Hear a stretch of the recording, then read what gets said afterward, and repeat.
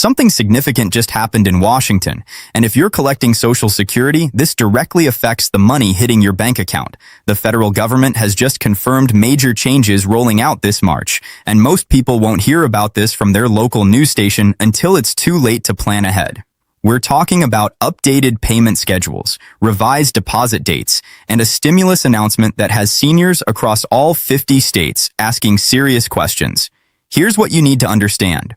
The Social Security Administration doesn't send you a personal warning when your payment timeline shifts. They publish it quietly, buried in government pages most people never find. That's exactly why millions of beneficiaries get caught off guard every single time something changes. But not today. Right here, right now, we're breaking down every confirmed detail about the March 6th update, the real numbers, the real dates, and exactly what lands in your account and when. Stay with me, because the next few minutes could save you from a very stressful week. So let's get right into it, because there is a lot to cover, and every single piece of this matters to your financial life in March 2025. The Social Security Administration has been making moves behind the scenes, and what they've confirmed as of this March 6th update is something every beneficiary needs to hear clearly, without confusion, without political spin, and without the kind of vague language that leaves you more frustrated than when you started. This is going to be straight talk, the kind you deserve. First, let's talk about what triggered this update in the first place. Congress has been under enormous pressure from advocacy groups, senior organizations, and millions of everyday Americans who have been writing letters, making calls, and showing up to town halls demanding answers about benefit adjustments. That pressure is producing results. The conversations happening in Washington right now are not just talk. Real numbers are being moved around, real policy language is being finalized, and real payment structures are being reviewed as we speak. And the March 6th announcement is a direct result of that pressure reaching a boiling point. Now, when we talk about stimulus in the context of Social Security, a lot of people immediately think back to the pandemic-era checks. But what's happening now is different, and it's actually more significant for long-term financial stability. This isn't a one-time check that disappears next month. What's being discussed, and in some cases already confirmed, involves ongoing adjustments to how benefits are calculated, how COLA increases are applied going forward, and how supplemental payments are structured for the most vulnerable recipients in the system. That is a much bigger deal than a single deposit, and here's why it matters so much more. Let's break down the payment dates first because that's what most people want to know immediately. The Social Security payment schedule for March follows the standard Wednesday rotation based on your birthday. If your birthday falls between the 1st and 10th of the month, your payment arrives on the 2nd Wednesday of March. If your birthday falls between the 11th and 20th, you're looking at the 3rd Wednesday. And if your birthday falls between the 21st and 31st, your payment hits on the 4th Wednesday of the month.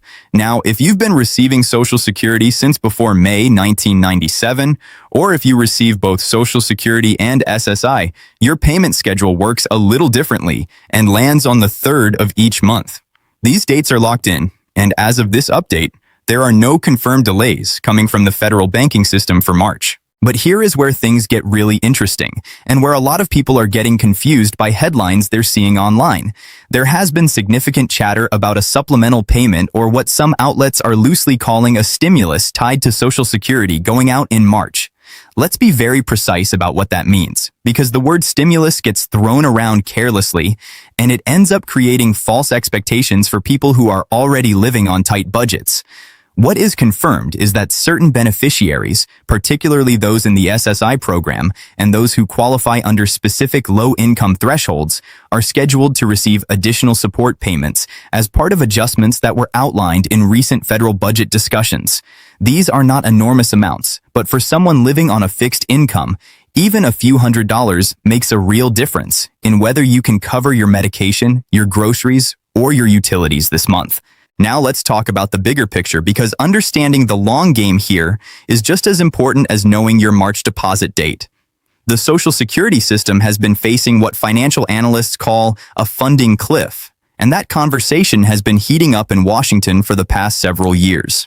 The trust fund that backs Social Security retirement benefits has been projected to face depletion issues in the coming decade if no legislative action is taken.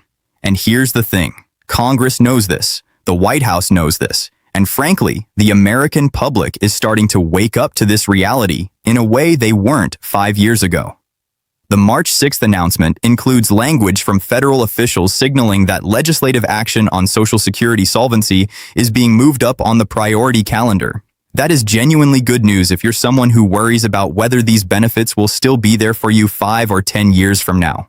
There's also a very important development around the Social Security Fairness Act that has been working its way through the legislative process, and it is directly connected to what's happening right now in March. For those of you who may not be familiar, the Social Security Fairness Act targets 2 provisions that have been deeply unpopular and frankly considered unfair by millions of public sector workers for decades.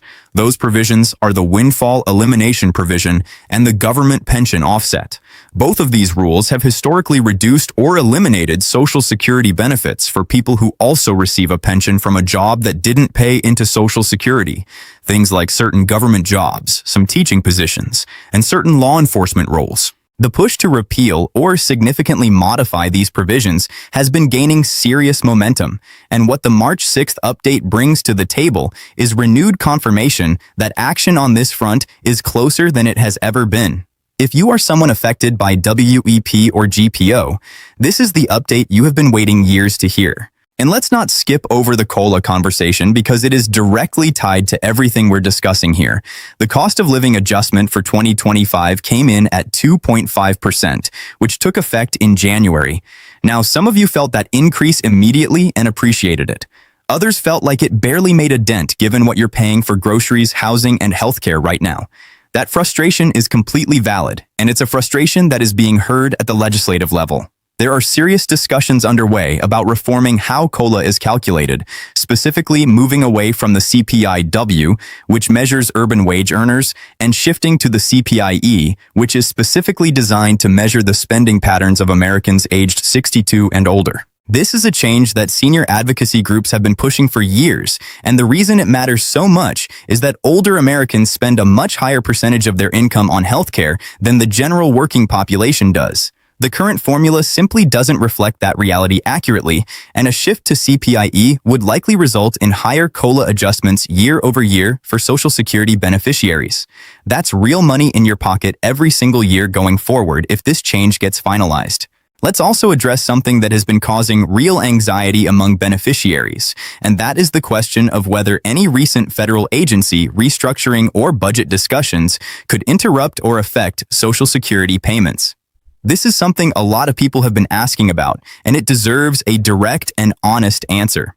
Social Security payments are protected by federal law and are funded through payroll taxes collected in the Social Security trust funds. They are not subject to the same kind of discretionary budget battles that affect other federal programs. Even during government shutdowns, Social Security payments have continued without interruption because the funding mechanism is separate from the general federal budget. So when you hear alarming headlines about federal cuts or agency changes, it is absolutely worth staying informed.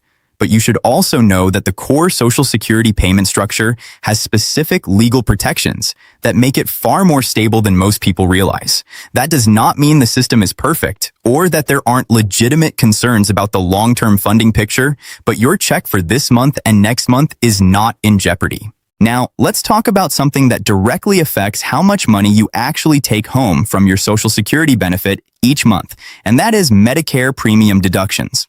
For 2025, the standard Medicare Part B premium is $185 per month, which is deducted directly from your Social Security payment before it ever hits your bank account.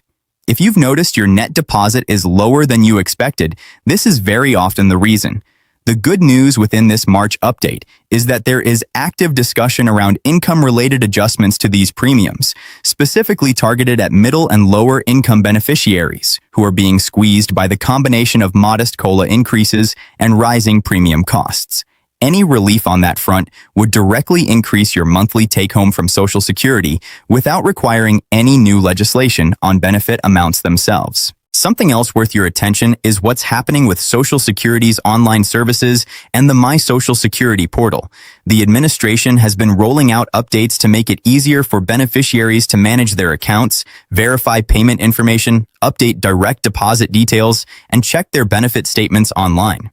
If you haven't set up your My Social Security account yet, March is actually a great time to do that because the new interface updates are making it significantly more user-friendly. You can do this at ssa.gov, and it takes about 15 minutes if you have your basic information ready. Having that account set up means you get official notifications directly from the SSA rather than relying on third-party sources that sometimes get details wrong or sensationalize information for clicks. Let's also spend a moment on the SSI side of things, because supplemental security income recipients are facing a slightly different set of circumstances this March.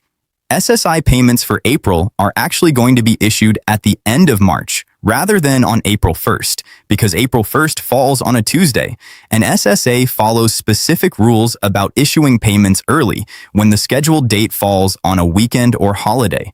So if you receive SSI, watch for that payment to arrive in your account on March 31st. That is not an error. It is not a mistake. And it does not mean you are receiving your April payment early in a way that affects May.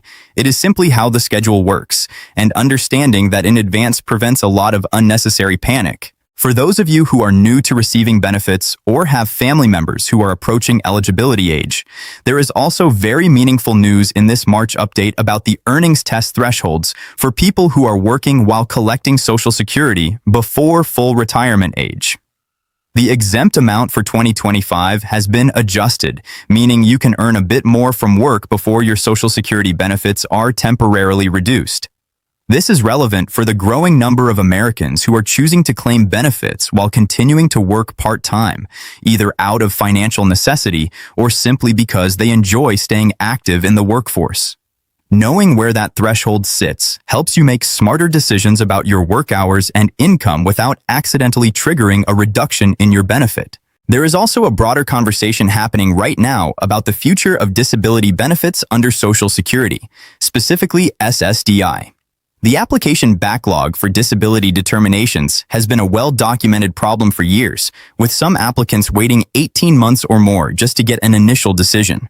There have been federal commitments made to address this backlog with additional staffing and process improvements, and the March update includes progress benchmarks that SSA has committed to hitting by mid-year. If you or someone you love has an SSDI application pending, this is worth following closely because the processing improvements being implemented right now could meaningfully shorten your wait time. What all of this adds up to is a moment in time where Social Security is genuinely at the center of the national conversation in a way it hasn't been in years. The combination of COLA reform discussions, the Social Security Fairness Act momentum, supplemental payment adjustments, solvency legislation being prioritized, and the operational improvements at SSA itself, all of that happening simultaneously is significant. It is not a coincidence.